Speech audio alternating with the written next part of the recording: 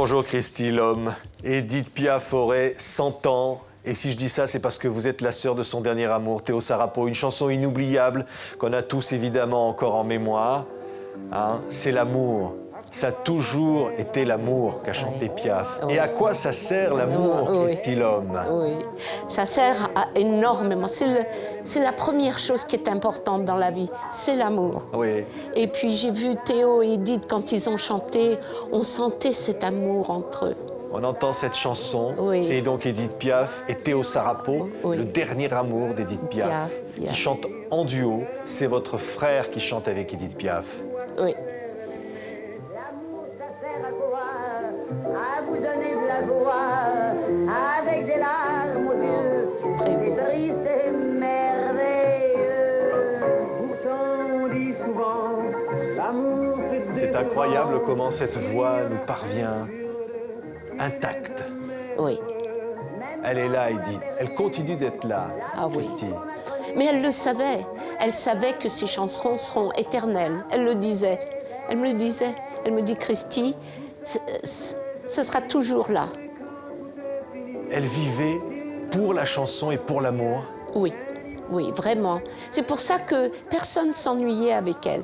Parce qu'elle était toujours, dans son cœur, c'était toujours falling in love, tomber amoureuse. Et avec Théo, ça a été tellement grand, parce qu'elle me disait toujours, elle me dit, tu sais Christy, j'ai jamais connu un amour comme ça. C'est mon dernier amour. Et je le sais. Et, Oui. et de la C'est ce façon... qu'elle dit dans la chanson. Mais toi, Oui. t'es le premier, mais toi, t'es le dernier. Oui. Et elle disait, Théo, c'est quelque chose que j'ai jamais connu. Elle l'aimait vraiment et elle voulait le monter. Vous racontez dans un livre incroyable hein, cette rencontre étonnante. Comment votre frère, fils de coiffeur, hein, Lamboucas, Oui, qui va croiser le destin de la plus grande chanteuse du siècle. oui, c'est quelque chose de... C'est arrivé tellement brusquement, c'est arrivé tellement... Théo ne s'y attendait pas, il avait loupé son train pour venir le soir à la Frette, où il vivait encore avec nous. Et puis, au moment de venir, de prendre son train, il le loupe. Et son copain Claude Figus, qui était avec lui, lui dit « Tu veux connaître Edith Piaf ?» Oui. Théo C'était dit... quelqu'un qui connaissait donc Edith. Oh oui, il était toujours avec elle. C'était Il un lui dit, secrétaire. je vais te la faire rencontrer, mais elle se couche à 5 h du matin. Voilà. Mais Théo lui dit, mais tu crois pas, c'est un peu tard, il est 1 h du matin. Oh, mais t'inquiète pas, elle se couche à 5 h du matin. Oui. Et alors, il dit, je vais l'appeler. Il l'appelle et il dit, j'ai un copain, tu veux que je l'emmène? Elle dit, ben oui, emmène-le. Et c'est comme ça que Théo est arrivé chez Edith. Donc elle arrive à 2 h du matin, le rencontre. Oui. Elle a le coup de foudre pratiquement tout de suite. Elle dit, je me demande s'il est aussi intelligent qu'il est beau. Oui, exactement. Et elle le regardait. Il faut dire qu'elle n'a pas arrêté de le regarder de la soirée. C'est Claude qui m'a dit ça après. Oui. Théo, non, il ne le disait Elle pas. a 46 ans, il en a 27. Oh, 26. Oui. Et il était en admiration devant Edith Piaf. Mais Théo, il ne faut pas oublier que Théo est allé en Algérie, il était soldat, et il fallait qu'il fasse son service militaire. Et quand il est revenu, il a vu tellement de choses horribles qu'il avait changé, c'était devenu un homme, pas le jeune garçon qui était parti. Et avec Edith, qui a connu une vie dramatique, ils se sont rapprochés tous les deux, ils se sont compris. Et il y avait une vérité entre eux. C'était pas de jouer des jeux ou n'importe, c'était un amour sincère. Oui. D'ailleurs, ça se voyait quand ils parlaient ensemble, quand ils riaient ensemble. Et souvent, ils riaient Et ensemble. alors elle dit, Oui. toi tu vas pas faire des bouclettes Oui. toute ta vie, Oui, tu vas pas oui. être coiffeur, je vais faire de toi une vedette, tu vas Oui. chanter. Oui. Et elle a voulu entendre sa voix, et quand il a chanté, il était tellement timide qu'il a enregistré sa voix. Et Edith, elle dit, mais tu vas pas aller dire aux gens, je vais enregistrer ma voix parce que je peux pas chanter devant vous. Alors il a chanté, et là, elle a dit, on va faire quelque chose, on va faire... Et elle a poussé, parce que sa première à l'Olympia était après 6 mois de travail. C'est très jeune, c'est pas assez, par exemple, Oui. pour un chanteur. Et alors il y va, il fonce, sa vie est transformée. Oui. Et vous allez, Christy Lhomme, vous retrouver Au à milieu. chanter aussi dans le spectacle avec Oui. Edith Piaf. en première partie. Oui. Vous présentez le spectacle, vous enregistrez les 45 tours à l'époque. Oui. Ah oui, c'était... elle me dit, t'as une jolie voix, alors tu chantes mes chansons. Alors elle m'a donné ses chansons quand elle était très jeune. Et au moment de chanter, j'avais peur. Et elle me tenait par l'épaule, elle me dit, j'entends l'orchestre qui commençait, les rideaux qui s'ouvraient. Go, elle me fait. Et puis je suis allée, c'était tout noir là, il n'y avait pas de lumière dans la salle. Et j'ai chanté mes 3 chansons et on m'a applaudi. Et j'étais surprise parce que je me disais, waouh, mais parce que peut-être je suis avec Edith et Théo. Et puis après, j'ai présenté le spectacle et j'avais le petit caniche que Théo avait offert à Edith. Parce que je ne savais pas quoi faire de mes mains. Un petit caniche nain. Et je présentais Théo Sarapo. Ouais. Et puis après, c'était Edith Piaf. On voit l'un de vos 45 tours, là. Christy, l'homme. Voici donc l'un des 45 tours que vous avez publié à l'époque. Oui. C'est une aventure incroyable que ça. Oui. Évidemment, Edith est souffrante déjà à ce moment-là. Oui. Théo, il arrive à la faire entendre, lui demander de se faire hospitaliser. Oui. Mais voilà, on sent qu'elle n'a plus la santé. Elle n'avait plus la santé, mais elle avait le cœur, elle avait l'amour. Et ça l'a... D'ailleurs, elle avait dit à Théo, si tu n'étais pas venu, j'aurais pas continué.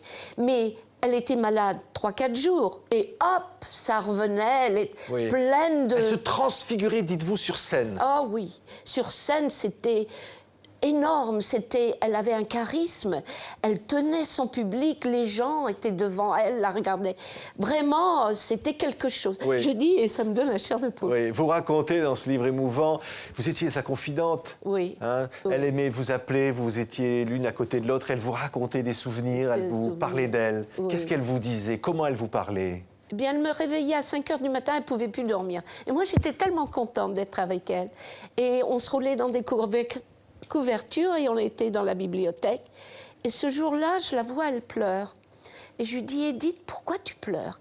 Elle dit, si tu sais, j'aime tellement Théo. Je lui dis, mais c'est bien, il ne faut pas pleurer.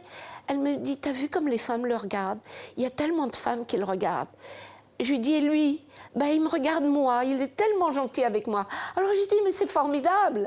Et elle m'a raconté sa vie, combien sa mère se droguait, se piquait au travers de ses bas. Son père était avec beaucoup de femmes. Elle chantait dans la rue, mais avant, il l'avait laissée avec la grand-mère qui avait en Normandie une maison close. Et après, elle a rencontré cet homme qui l'a fait chanter dans un cabaret. Et tout doucement, elle m'a raconté toute sa vie. Et moi, qui avais été tellement couvée, j'étais très naïve, je n'avais pas du tout la vie d'Edith. Je voulais la prendre dans mes bras et la serrer, lui dire « It's okay, Edith, ça ira, Edith ». Mais on ne peut pas retirer l'enfance de quelqu'un. Alors je restais à côté d'elle et elle parlait, elle parlait. Ou alors elle me dit, tu sais Christy, toi aussi tu peux devenir une grande artiste. Je lui dis, Edith, j'ai pas ta voix et j'ai pas ta personnalité. Parce que Edith était très grande et moi je me comparerai jamais à Edith. Mais elle me dit, mais ce qu'elle m'a apporté, c'est la passion de ce qu'on doit faire dans la vie. Quand on aime quelque chose, de le faire. Et alors, vous racontez évidemment que vous apprenez sa disparition dans le sud de la France. Oui. Le corps d'Edith est ramené à Paris dans le plus grand secret. Exactement, dans une ambulance. Oui. Théo et l'infirmière étaient avec eux. Et moi, j'étais au boulevard Lannes et Théo m'a appelée en me disant, tu sais, Christy, Edith est morte. On va la ramener dans l'ambulance toute la nuit. Ne dis surtout rien. Laisse les lumières fermées pour pas qu'un journaliste s'en rende compte. Et à 5 h du matin, j'ai vu la voiture qui arrivait, ils ont éteint les phares et ils l'ont portée derrière la porte du jardin et il l'a mise dans le lit. C'est Théo qui a pris le corps d'Edith dans ses bras et l'a porté jusque dans la chambre. Oui, et c'est Théo qui a décidé qu'on emmène Edith à Paris. Il ne voulait pas qu'on annonce sa mort à Place Cassier sur la Côte d'Azur. Il voulait qu'elle ait l'hommage de la France, c'était vraiment naturel pour Edith. Elle a toujours été très honorée. Et alors, pour sa mort, il fallait l'honorer. Et c'est comme ça qu'elle est arrivée à Paris pendant la nuit. Même celui qui conduisait l'ambulance ne savait pas qu'elle était morte, parce qu'ils n'avaient pas le droit de l'emmener. Et puis finalement, le lendemain, ils ont annoncé. Et Jean Cocteau, quand il a appris sa mort, il est mort 1 heure après. Hein. C'est aussi l'occasion, Chrissy Lhomme, de parler de votre frère, de Théo Sarapo, qui est si touchant, parce qu'il va survivre que quelques mois à la mort d'Édith Piaf. Non, 7 ans. Oui. J'ai vécu avec lui. Et je me suis mariée quelques mois avant et j'étais en Amérique, dans le New Mexico. Et c'était dans le désert et j'ai appris par sa marraine que Théo était mort. Oui, il se tue dans un accident de la route. Oui, c'est un homme qui avait bu et qui a percuté sa voiture et il a percuté un platane. Et il est mort 3 heures après.